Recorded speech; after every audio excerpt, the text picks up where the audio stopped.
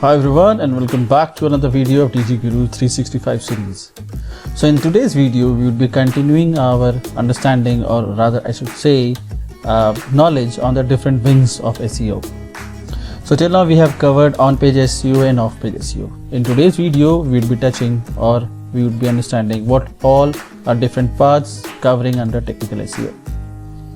So if I talk about technical SEO, the things which comes under technical SEO are: first, identifying the crawling errors. Let's make it a little bit bigger. Right.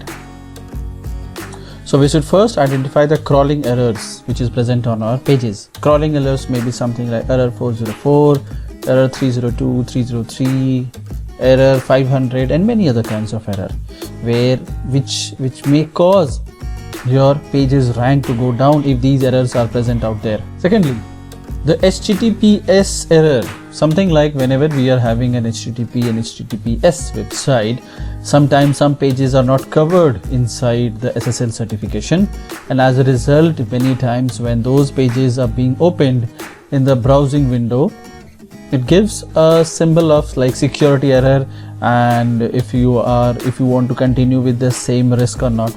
And many times people seeing these kind of error feel little dicey, should we go ahead or not? So you should check these HTTP and HTTPS error. Third is XML sitemap status. So in XML sitemap we come to know about different kind of error that we have been talking right now. So they are not only tell about error 404, error 503 or error 500 anything. They even tell us whether my page is being listed in Google server or not, whether it is a mobile friendly or not, or whatever kind of content, if there is any mistake within the content, that also the sitemap do update us. So we should actually regularly keep on checking about our sitemaps. The next point is site load time. This is something that people rarely give a check to, and this is one of the points that Google checks a lot. Like we keep on uploading heavy animations and a lot of effects within our website, and thinking that when a user would be coming, they would be very much engaged. But many times what happens, because of the cache file which is present on our laptop, the page on our laptop or browser gets loaded very fast.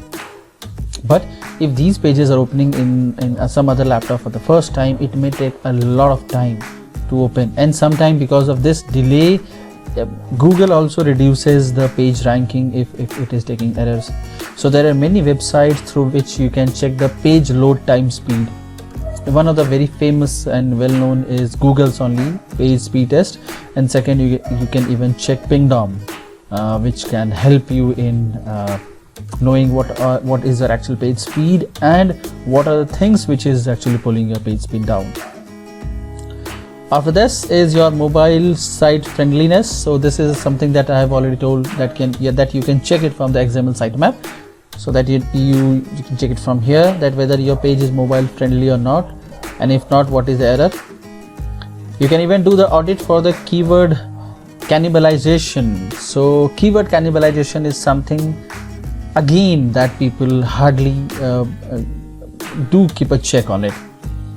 So what happens with in keyword cannibalization? Suppose I've written 2 or 3 blogs on same keyword, right? Suppose I've written 3 blogs on off-page SEO, and I'm trying to rank all the 3 blogs on off-page SEO only. Google would be hyper confused, like among these 3, which blog I should prefer first for the keyword. So one blog of yours is getting lesser rank because of another blog which is present already on your website. So this same keyword is either destroying one or other blog of yours. So whenever you're trying to use keyword, do even check whether this keyword is not affecting any other blog of yours. Continuing forward, the next is robots.txt file. Robot.txt file is basically used to allow or disallow certain files to get listed or being crawled by Google crawlers or not. Many times by mistake few of our pages are under the robot.txt disallow, and we are not aware of it, and as a result, because it is disallowed, so crawlers are not crawling it, and because they are not crawling it, so they are not indexed in the Google's database. And because of non-indexing of the pages in Google database, even if we have made or we have done very good SEO of it, technically it is not visible only in the eyes of Google. So do keep checking this robot.txt of your website. Next is your performance of Google site search. So you can just write site : your domain name on Google, and you can see what all pages are coming. There might be many pages that you have already deleted, and for that also it is coming, and when it is coming probably you might be getting some errors. So for that you need to do like error redirection. That there are many WordPress plugins which can be used to redirect when the pages is removed after it was being listed on Google server. So these all things also you need to check, and you can come down by knowing which all pages are listed with the same thing what I said. Like you just need to write site, SITE site : and your domain name, and just hit enter on Google. You'll come to know.